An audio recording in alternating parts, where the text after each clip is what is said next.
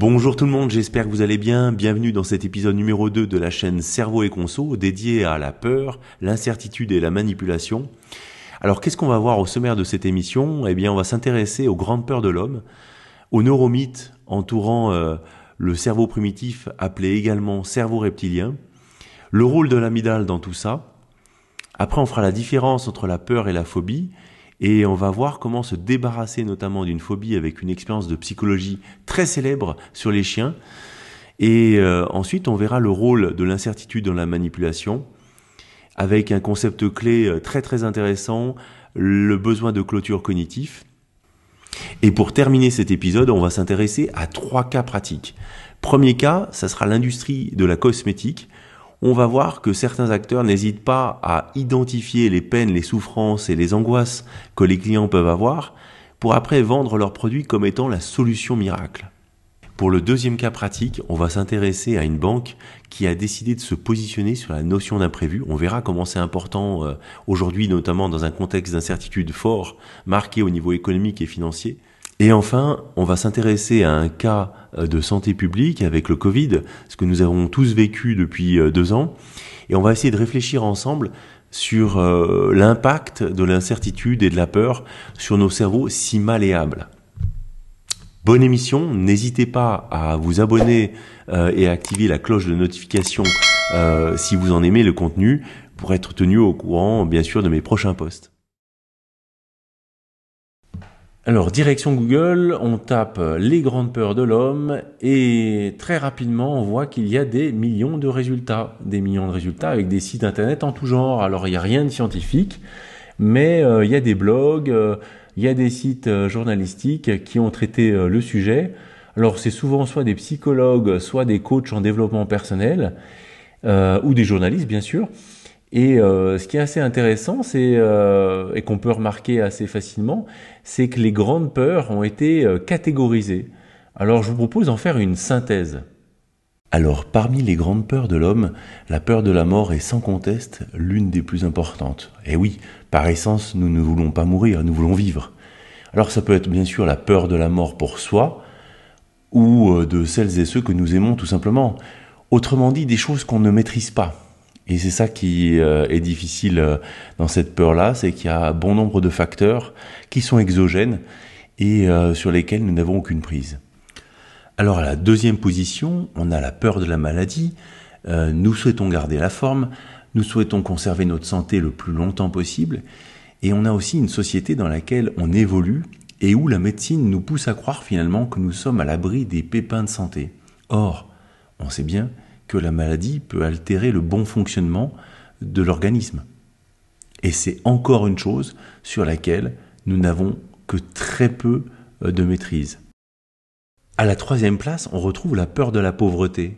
Et si on fouille un peu plus, par exemple en France, on s'aperçoit que déjà en 2014, suivant un sondage réalisé par Ipsos, 55% des Français avaient peur de la pauvreté, contre 57% en 2020. En pleine période donc, de pandémie. Ce qui est intéressant, c'est de comprendre les raisons qui font qu'on a peur d'être pauvre. Et quand on regarde ces rapports, eh bien, on s'aperçoit que ce sont des choses du quotidien. Ne pas avoir les moyens de mettre de l'argent de côté, se sentir vulnérable, basculer dans la précarité. Et on s'aperçoit également que les femmes seraient beaucoup plus touchées que les hommes par cette peur, et que cette peur également se retrouve encore plus chez les personnes qui n'ont pas de diplôme. Selon le baromètre de la pauvreté réalisé par le cabinet Ipsos en 2020 pour le Secours populaire, 33% des Français estiment que leurs revenus leur permettent juste de boucler leur budget et 18% confient ne pas y parvenir. En mai 2021, un rapport du Conseil national de lutte contre la pauvreté et l'exclusion sociale a démontré que dans cette période de Covid-19, la pauvreté a été démultipliée en France depuis le début de la crise sanitaire. Nous sommes maintenant dans une période d'incertitude.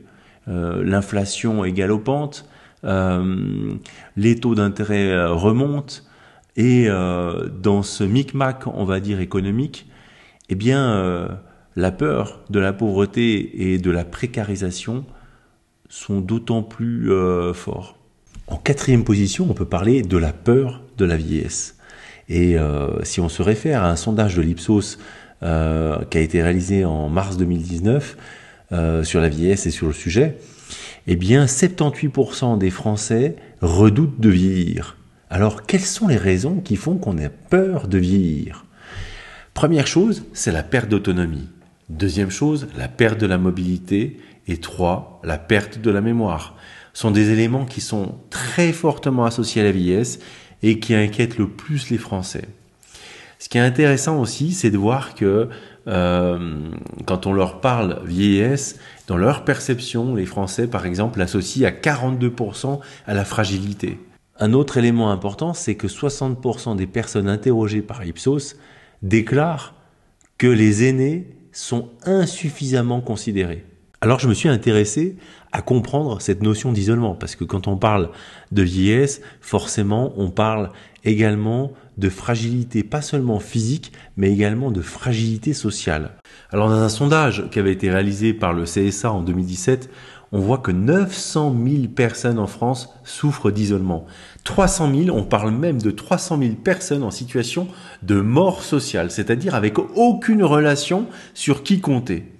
Et c'est pas pour rien que selon l'Ipsos, un Français sur 3 travaille ses rapports sociaux pour être le mieux entouré possible lorsqu'il abordera ses vieux jours. Donc ça nous renvoie quelque part à la peur sociale. La peur de la vieillesse, c'est une peur sociale aussi. On vient de parler de peur sociale. À la 5e place, on va parler de la peur de la critique, d'un ego malmené. Et effectivement, il ne faut pas oublier une chose. Nous sommes des êtres sociaux par excellence. Alors ça veut dire que nous tentons d'être aimés tout au long de notre vie, au travail comme en amour. Et nous avons une tendance innée en plus à se comparer avec les autres, les proches, et les réseaux sociaux, on verra dans une autre émission, démultiplient d'ailleurs cet effet. À la 6e place, il y a la peur de la perte de l'autonomie. Nous n'aimons pas les contraintes, nous n'aimons pas ne pas pouvoir disposer de notre libre arbitre. Demandez par exemple à une personne si il ou elle est influencé par la publicité dans ses choix de consommation. Il y a une grande chance qu'elle vous affirme le contraire.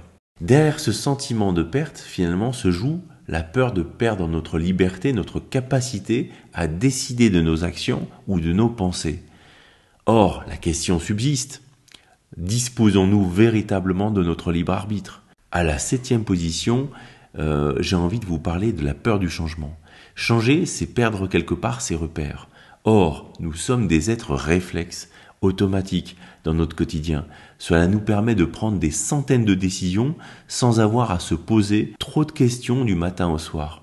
Parmi l'ensemble des peurs qu'on vient de voir ensemble, mets-moi un commentaire pour me dire quelle serait celle qui te toucherait le plus et qui aurait le plus d'impact sur ton comportement. Nous allons aborder à présent le neuromythe entourant le cerveau primitif, appelé également cerveau reptilien. Déjà, comme prérequis, il faut comprendre que nous recherchons un équilibre en permanence. C'est ce qu'on appelle l'homéostasie. Le modèle que je vais vous présenter maintenant, c'est le cerveau triunique, appelé théorie des 3 cerveaux de MacLean. Alors ce cerveau primitif est vieux de 400 à 600 millions d'années. Selon ce modèle, il y a bien 3 zones distinctes, à savoir le cerveau reptilien, en charge de tout ce qui est la survie, la fuite, le plaisir ou la peur. Après, nous avons la 2e zone appelée zone limbique, en lien donc avec les émotions et également la mémoire. Et une 3e zone appelée le cortex, qui serait beaucoup plus récent puisque daté de environ 4 à 5 millions d'années. Et là, c'est une partie qui serait beaucoup plus en lien avec l'intelligence, la créativité, etc. Maintenant, revenons à notre cerveau primitif. Pour comprendre ce cerveau primitif, je vous propose de prendre un exemple très concret. Vous marchez tard le soir. Sur le même trottoir au loin, vous voyez une troupe de personnes qui parlent très fort et qui manifestement ont consommé beaucoup trop d'alcool. Que se passe-t-il à votre avis ? Vos sens, visuels ou auditifs, transmettent ces données à votre cerveau, si bien que votre cerveau primitif, ni une ni deux, soucieux de préserver votre bien-être, et souhaitant bien évidemment vous éviter de potentiels dangers, vous finissez par traverser la rue pour continuer votre chemin sur le trottoir d'en face et vous commencez à vous rassurer puisque les voix s'éteignent, plus vous avancez, vous jetez quelques regards en arrière, histoire de valider que ce moment de tension interne est bien derrière vous. C'est un véritable radar sensoriel. Notre amygdale est reconnue pour sa capacité à identifier le caractère émotionnel des signaux en provenance de nos sens. Si bien que dès que nous avons peur, elle rentre en action. Tout est très rapidement évalué, que ce soit notre environnement, les risques, les stimuli potentiellement menaçants. Les réactions sont instinctives, donc on parle de réflexes là. Par exemple, suivre le regard de son entourage, scruter les moindres gestes, et là ce sont nos hormones du stress qui nous ont conduits à ces actions automatiques. Direction Google Scholar pour comprendre comment on définit la peur du point de vue scientifique. Alors si on se base sur l'article de Jack Nathanson sur la peur et l'angoisse, la peur serait définie comme une émotion ressentie généralement en présence ou dans la perspective d'un danger, c'est-à-dire d'une situation comportant la possibilité d'un inconvénient ou d'un mal qui nous affecterait. Si on se base un petit peu sur les travaux de Christophe André, médecin psychiatre à l'hôpital Sainte-Anne à Paris, dans lequel il dirige une unité dédiée aux troubles anxieux et diverses phobies, faisons la différence entre la peur et la phobie. Pour l'auteur, c'est clair. La peur normale s'éteint assez vite et facilement dès que le danger qui nous a occupés n'est plus là. Alors que, pour une phobie, ça marche différemment. Si pour une raison ou une autre, les deux structures, par exemple l'hippocampe, la zone de la mémoire ou le cortex préfrontal, ne freinent pas l'alarme lancée par l'amygdale, alors la peur ne connaît plus de barrière. C'est la panique qui s'installe. En gros, plus nous avons peur, plus nous laissons de la place à la panique et plus notre circuit biologique de la peur se renforce et demeure aux commandes. Tout à l'heure, on a parlé des peurs. Peur de la mort, peur de la maladie, peur de la pauvreté, peur de la perte d'autonomie, etc., etc. Et ce qui est intéressant, c'est que tous les êtres humains, vous comme moi, nous sommes amenés à être touchés par la peur. Quand il s'agit d'une phobie, la question qu'on peut se poser, c'est comment s'en débarrasser ? Prenons la phobie du chien. Imaginons que vous ayez un enfant. Cet enfant a peur des chiens. Que faudrait-il faire concrètement pour qu'il n'en ait plus peur ? Dans une étude en psychologie assez célèbre sur la phobie des chiens, Bandura et ses collègues ont démontré par exemple qu'il suffisait d'exposer des jeunes à un enfant joyeux en train de jouer avec un chien chaque jour durant 20 minutes et 4 jours plus tard, 67% des enfants qui souffraient initialement de cette phobie acceptaient de se rendre dans un endroit avec un chien et finissaient par le caresser. Et ce qui est très intéressant dans cette expérience, c'est que ces effets ont duré. 1 mois plus tard, Bandura et ses collègues ont constaté que le changement de comportement perdurait. On a vu pas mal de choses ensemble depuis le début de cette émission. Et ce qui est intéressant maintenant, c'est de faire le lien entre la manipulation et l'incertitude. Vous allez comprendre pourquoi le besoin de clôture cognitif est un concept clé en manipulation. En fait, en tant qu'être humain, nous n'aimons pas l'inconnu, nous n'aimons pas l'incertitude. C'est une source d'angoisse. Nous avons besoin de limiter cette incertitude, nous avons besoin de la borner. Les travaux du psychologue américain Harry Krugansky démontrent que plus l'incertitude est importante, plus notre besoin de clôture cognitif grandit. Dans ses travaux de recherche, ce psychologue, par exemple, affirme que lorsqu'une situation se dégrade et que le niveau d'incertitude est beaucoup trop élevé, nous avons tendance à adhérer plus facilement aux stéréotypes et à une forme d'autorité. Papa, c'est quand qu'on arrive ? Bientôt, mon petit gars, on arrive. Papa, c'est quand qu'on arrive ? Bientôt, te fais pas de soucis, on arrive. Mais, papa, c'est quand qu'on arrive ? Mais tu m'as déjà posé la question il n'y a même pas 5 minutes. Bientôt.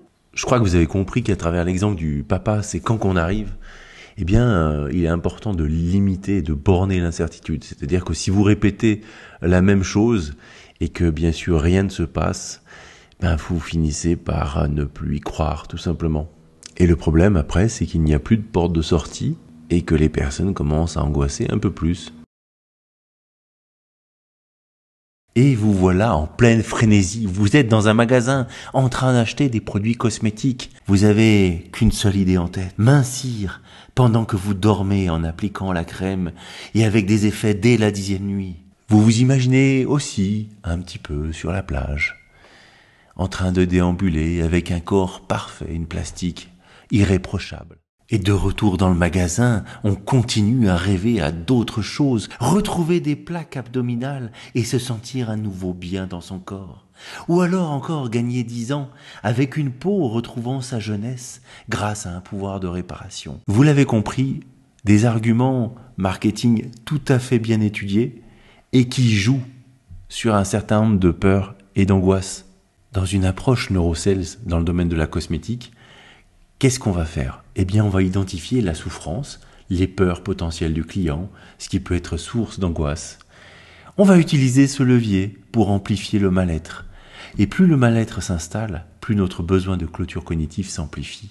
Heureusement, la société XY va nous présenter son produit comme l'unique porte de sortie. Et nous allons y croire. C'est ça qui est beau dans l'histoire. Alléluia mes amis, une banque a tout prévu et elle se rangera à vos côtés dès que vous allez décider de changer votre vie, déménager, partir à la recherche d'un nouveau défi professionnel, bref, tout ce qui n'est pas prévisible le sera grâce à elle.